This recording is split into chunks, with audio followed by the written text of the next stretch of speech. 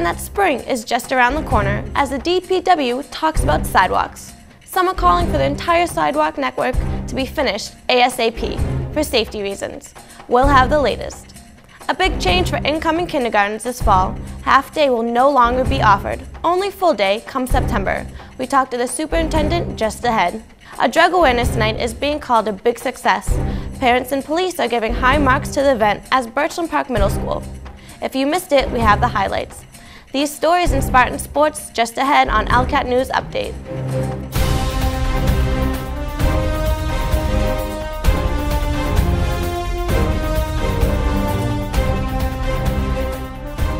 Good evening, I'm Rebecca Green. We begin tonight with a hot button issue taken up at the latest Board of Public Works meeting. We're talking about sidewalks. For years, the DPW has been working to create a network of sidewalks to connect neighborhoods and main roads to local schools. As spring approaches, the board took up the issue once again on Monday. Board member Dan Burek explains the budget allows for $75,000 of sidewalk money each year, but he says that is just a drop in the bucket. We've been awarded $75,000 a year towards improving and installing sidewalks. We always have referred to our master plan to see what we felt would be the most logical place to put it, and in a joint meeting with the other departments approved it.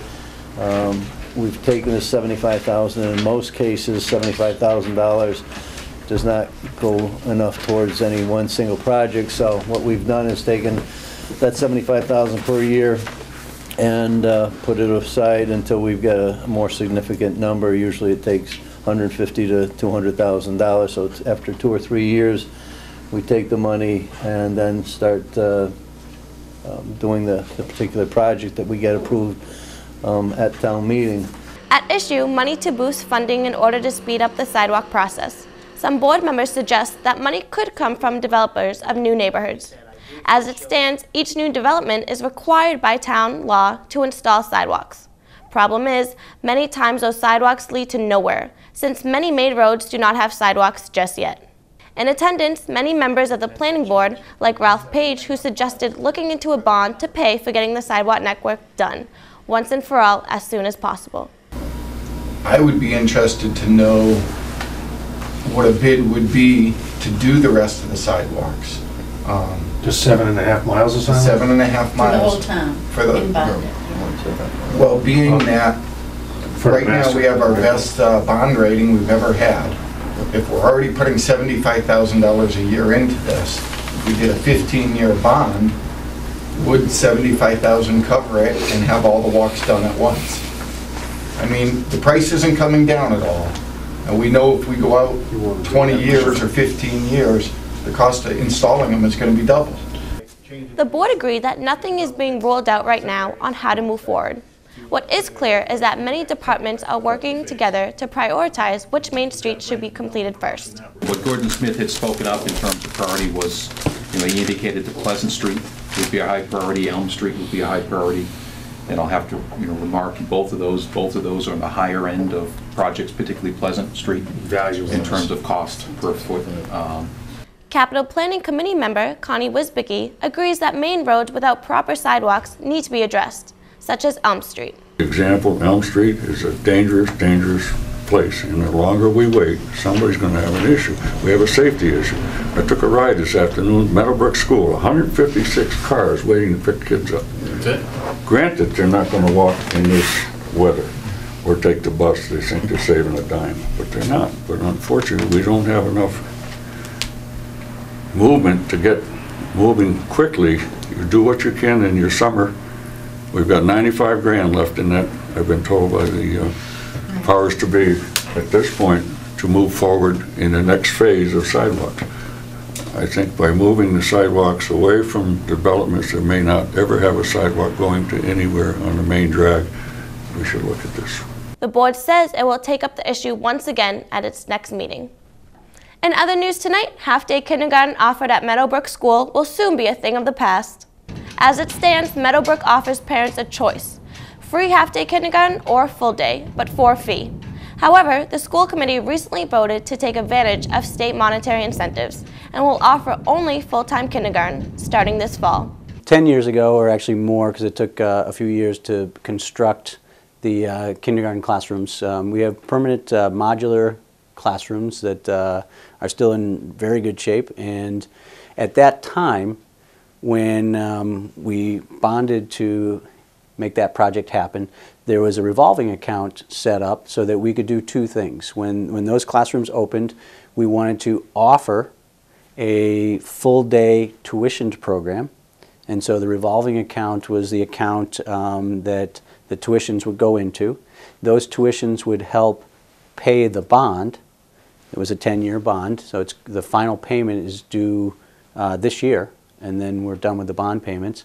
And the tuitions also would help sustain the kindergarten program. So it can only the revolving account can only be used for one of two things. It can be used toward the kindergarten program in some way, or it can be used to pay the bond annually. And we were doing both, and that's fantastic. But the original thought was, when these classrooms were constructed, that we would be able to, once we finished off paying the bond, we would go to a full-day program. And the school committee were able to plan that out and then make the decision this year with our final payment to start it up next year. Superintendent Gordon Smith says full-day kindergarten is a trend that has become extremely popular nationwide. He says it makes sense to offer at this time here in East Longmeadow. We're really excited about it. It's something that has been building over the last 10 years, and to go from a tuitioned full-day program to a full-day program for everyone as just part of the regular educational program, I think it's exciting, and I think it's something that certainly our families want and they're excited about, and so we're happy to be able to make it happen. I think it's going to benefit families probably immediately, because now you're not dealing with a midday either to school or a midday coming home from school and dealing with maybe childcare situations. I think it's helpful in the instructional part, because teachers can plan out a full day. They're not planning two sections of their day where you might obviously be using the same lessons, but they have the time to really go into depth maybe with their lessons a little bit more. And so I think you can see immediate benefit in both those areas. For more information on the new full-day kindergarten, contact the superintendent's office. Police tonight are still looking for suspects following a robbery at the mobile station on North Main Street. Police say it happened last Tuesday night at around 9:20 when one suspect told the gas station employee that he was going to rob the store. The worker at first thought it was a joke, until police say he saw a black pistol. The suspect stole money from the store. No word on how much. Fortunately, no one was injured. Police say the suspect had an accomplice waiting outside, who banged on the doors letting the suspect know it was time to leave. Police say they drove away in a light-colored Honda Civic. Anyone with information is asked to contact the East Longmeadow Police Department. A big turnout for a first ever event within the East Longmeadow school system. Birchland Park Middle School played host this week to the first ever Opioid Awareness Night. How to keep our children safe, together we stand. The night included lots of valuable information about what officials say is a growing drug problem in East Longmeadow. Speakers, vendors, food, raffles were also on hand. And of course, messages of hope for those victims and families who are suffering. Organizers divided the evening into 3 sessions with different speakers and presentations. Diana Gomes, school counselor at Birchland Park Middle School, tells ELCAT why our town needed this event to take place. The reason that we wanted to do this Youth Safety Night is because back in March of 2014, Deval Patrick declared a public health emergency with all the recent overdoses that were related to opioids. We wanted to be able to start raising awareness in the community about the things that we can do and the help and support that we can provide. And having a night like this will give parents the tools that they need to be able to talk to their kids about substance use and addiction, as well as the misuse of prescription drugs. The fact that this town is no different than other towns in the area and other cities, that we all struggle with substance abuse and addiction, and it is here, and we need to do something about it. We need to start raising awareness, and we need to talk about how to keep our children safe and how to protect them from this. ELCAT talks to Marie Graves, Program Director for the Department of Health and Human Services in Springfield. She encourages any parent, student, family member, or friend to not hesitate for more information, resources, and/or help. Contact me from anything from just questions or concerns they have to scheduling training sessions. I train for family members, friends, community members, businesses, organizations, anyone that really wants information regarding prevention and how to combat this issue with opioid use. Parents tell ELCAT they're glad they attended and really opened up their eyes to the issue of drugs in our community. Wonderful evening tonight, very informative, a lot of very important information about an issue that's really important to our community. So I was really glad I was able to attend. The event was so successful, organizers say they're already planning for another opiate awareness night down the road, possibly as early as April. Stay tuned to ELCAT News for more information. In sports news tonight, the winter season is in the history books as Spartan athletes get ready for spring sports to begin in just a couple of weeks. But before we move forward, let's take a look back at how the Spartans fared this winter. Colin Casey has this wrap-up. Thanks, Rebecca. Well, the Spartans wrapped up the winter season this past week, so let's take a look at how each team did. In ice hockey, the Spartans came just shy of making it to the playoffs after a great season. Junior Ben Waske earned the title of leading scorer with 17 goals, and right behind him was sophomore Nick Corbin with 14 goals. The Spartans also excelled in defense, as senior goalkeeper Matt Gasparini had an 88.4 save percentage. The team ended with an 8-12 overall record. In hoops, the boys team had a similar record of 7-13. Though they didn't make it to the postseason, the Spartans proved their worth with their three-point shooting on offense. Junior A.J. Allen had a total of 45 three-pointers, and senior Nathan Lindsay finished with 37.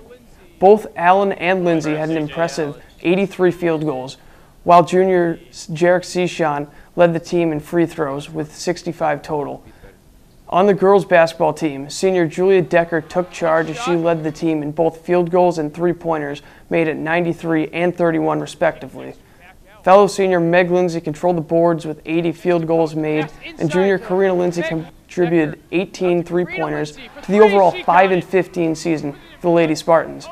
The varsity wrestling team struggled with numbers this year, but they were able to come out on top individually as senior Connor Humphreys placed first place in the 182 weight class at the Western Mass Tournament and went on to win first place in states as well.